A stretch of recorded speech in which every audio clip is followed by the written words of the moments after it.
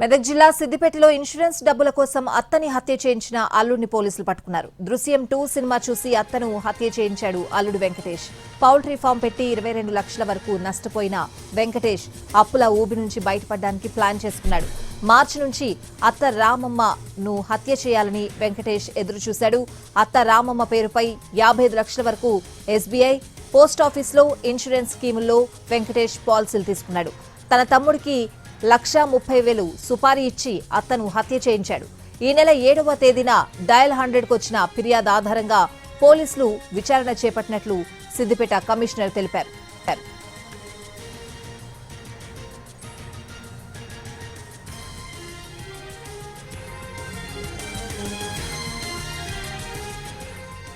పొలం పనులు ఉన్నాయని అత్తను అల్లుడు వెంకటేష్ మాసంపల్లికి తీసుకువెళ్లాడు. రోడ్డుపై ఉన్న రామమ్మను వెంకటేష్ తమ్ముడు తార్ వాహనంతో గుద్ది వెళ్లిపోయినట్లు పోలీసుల విచారణలో కనుగొన్నారు. తార్ వాహనం అద్దెకు తీసుకున్నప్పుడు ఇచ్చిన ఆధారాలతో పోలీసులు రామమ్మ అల్లుడిని, అతని తమ్ముడిని అదుపులోకి తీసుకున్నారు.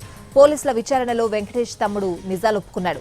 హత్య కోసం తార్ వెహికల్ ను అద్దెకు తీసుకున్నామని చెప్పాడు. దృశ్యం 2 సినిమా చూసి హత్య ఎలా చేయాలో తెలుసుకున్నామని వెంకటేష్ తమ్ముడు విచారణలో వెల్లడించినట్లు సిద్దిపేట కమిషనర్ తెలిపారు.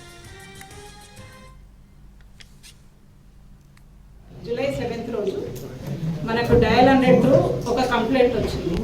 ఏమని అంటే ఒక హిట్ అండ్ రన్ యాక్సిడెంట్ అయింది. యాక్సిడెంట్లో ఒక 57-year-old లేడీ చనిపోయింది అని మనకు కంప్లైంట్ వచ్చింది. సో దాన్ని మనం ఇమ్మీడియట్గా హిట్ అండ్ కేసుగా రిజిస్టర్ చేసి దాని మీద ఫర్దర్ ఇన్వెస్టిగేషన్ చేయడం జరిగింది.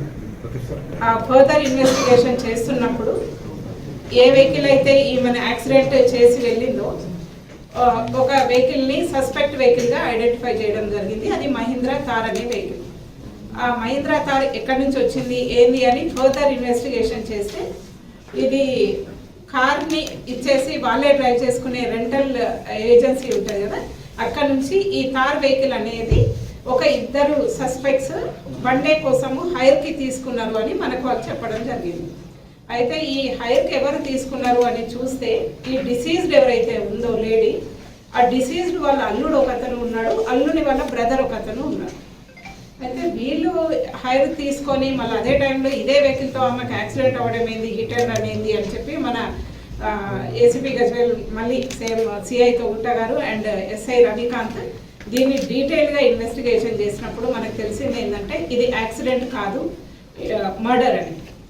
ఏంటంటే ఈ ఓల్డ్ లేడీకి ఒక 2 acres ఆఫ్ ల్యాండ్ ఉంటుంది పెద్ద మాసాన్పల్లి అనే విలేజ్లో. సో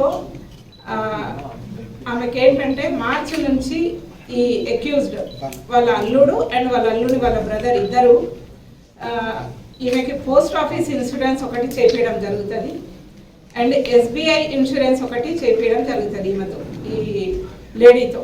చేసిన తర్వాత ఈ ఇద్దరు కూడా ఈమెని చంపితే న్యాచురల్ డెత్గా చెప్తే ఇన్సూరెన్స్ క్లెయిమ్ చేసుకోవచ్చు అనే ఒక ఇంటెన్షన్ తోటి అల్లుడు ఏం చేస్తాడంటే ఈ లేడీని పొలం దగ్గర పనుంది, ఎలక్ట్రిసిటీ వాళ్ళు వస్తామన్నారు, ఏదో ట్రాన్స్ఫార్మర్ ఫిక్స్ చేయాలి, దానికి నీ సంతకం అవసరం ఉంది అని చెప్పి ఈ లేడీని తీసుకొని బైక్ మీద పొలం దగ్గరికి తీసుకెళ్ళిన తర్వాత ఆమె రోడ్డు మీద కూర్చోబెట్టి నేను ఇప్పుడే లోపలికి వెళ్ళి వాళ్ళు వచ్చిందా లేదా చూస్తానే అతను లోపలికి వెళ్తారు.